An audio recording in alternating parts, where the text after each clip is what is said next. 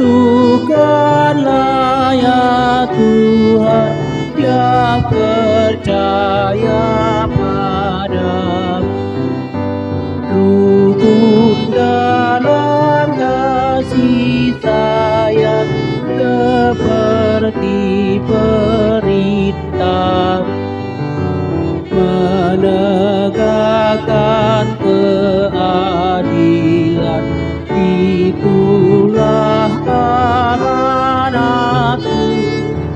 Berkati persekutuan dalam sinar terang-Mu.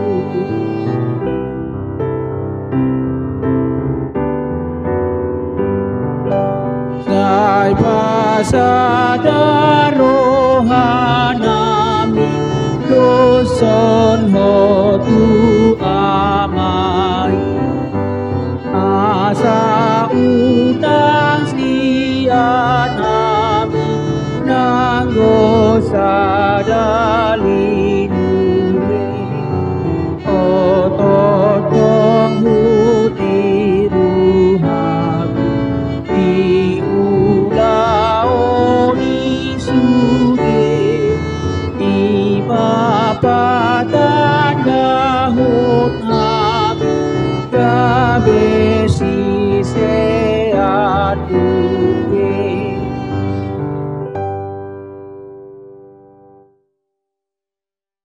Kasih karunia menyertai kamu dan damai sejahtera dari Allah Bapa dan Tuhan Yesus Kristus. Amin. Saudara yang terkasih dalam nama Tuhan Yesus Kristus, di hari yang berbahagia ini, hari Senin tanggal 26 Februari 2024, firman Tuhan untuk kita tertulis dalam kitab Yeremia pasal 20 ayat yang ke-13. Beginilah firman Tuhan, menyanyilah untuk Tuhan, pujilah Tuhan sebab Ia telah melepaskan nyawa orang miskin dari tangan orang-orang yang berbuat jahat. Saudara, ketika kita menyatakan kebenaran kepada saudara, sahabat, orang-orang terdekat kita, kadang kita malah mendapatkan penolakan atau perlawanan, dan akhirnya itu bisa membuat kita dibenci, bahkan kita dianggap sebagai musuh. Nah, saudara, kita tahu Yeremia dia menyampaikan pertobatan kepada bangsa Israel agar mereka kembali ke jalan Tuhan. Tapi apa yang diterima oleh Yeremia? Dia mendapatkan penghinaan, orang banyak mulai membencinya, dan Yeremia mengeluh. Dia merasa panggilan hidupnya untuk menyatakan suara Tuhan itu ternyata sangat berat. Dia merasa dia tidak mampu untuk melaksanakan apa yang sudah diberikan Allah kepadanya. Bahkan Yeremia mengatakan kalau bisa dia tidak dilahirkan ke tengah-tengah dunia ini. Apa yang dialami oleh Yeremia ketika itu terjadi pada kita, bagaimana saudara kita boleh menerima itu sebagai tugas panggilan yang harus kita lakukan. Dan itu memang sangat berat sekali saudara ketika ada orang-orang yang kita cintai, kita sayang, dan kita sampaikan kebenaran kepadanya, tetapi ternyata dia menolak kebenaran itu, bahkan membenci kita. Artinya saudara, bagaimana kita mau sebagai orang yang percaya kita boleh memahami bahwa apa yang kita impikan, apa yang kita harapkan itu tidak selamanya bisa terjadi di dalam kehidupan kita. Kita tidak bisa mengatakan aku mau semua orang mencintai kita, mencintai saya, tapi ternyata ada orang-orang yang membenci kita. Tapi akhirnya saudara, di satu titik Yeremia menerima segala sesuatunya itu dengan rasa syukur. Dia menerima penolakan-penolakan itu dan dia mempercayakan kehidupannya kepada Tuhan. Dia percaya apapun yang Tuhan sudah izinkan terjadi, dia percaya dia akan boleh tetap dalam penyertaan Tuhan. Nah, bagaimana kita mau saudara mengikuti atau belajar dari apa yang dialami oleh seorang Yeremia? Kita mau masuk di dalam rancangan Tuhan dan mau menyelesaikan panggilan Tuhan dengan tetap takut akan Tuhan. Dengan tidak mengotori tangan kita untuk melakukan hal-hal yang tidak disukai oleh Tuhan. Dan hari ini kita diajak untuk menyanyilah bagi Tuhan. Pujilah Tuhan dengan bernyanyi dari lubuk hati yang paling dalam, dengan ketulusan hati kita dan dengan kepercayaan kita akan kuasa Tuhan yang senantiasa menjaga kita, sehingga akan ada kekuatan baru yang boleh memampukan kita untuk dapat melewati segala persoalan yang terjadi di dalam kehidupan kita. Ada teman yang mengatakan, kita main cantik. Kita main cantik tanpa harus melakukan hal-hal yang jahat seperti yang orang lain lakukan. Atau kita bisa jadi ikut-ikutan jadi orang jahat supaya kita bisa keluar dari persoalan kita. Tidak saudara, tetapi menyanyilah untuk Tuhan. Menyanyilah untuk Tuhan. Sebab Dia telah melepaskan nyawa orang miskin dari tangan orang-orang yang berbuat jahat. Itu yang diakui oleh Yeremia. Dan bagaimana kita juga bisa mempersaksikan apa yang Tuhan katakan kepada orang-orang yang setia kepadanya. Dan kita sudah banyak itu lihat, baca dari Alkitab ataupun dari pengalaman orang-orang yang setia kepada Tuhan, yang sudah benar-benar mempersaksikan kebaikan Tuhan. Karena itu saudara, mari kita mempercayakan semua kehidupan kita kepada Tuhan.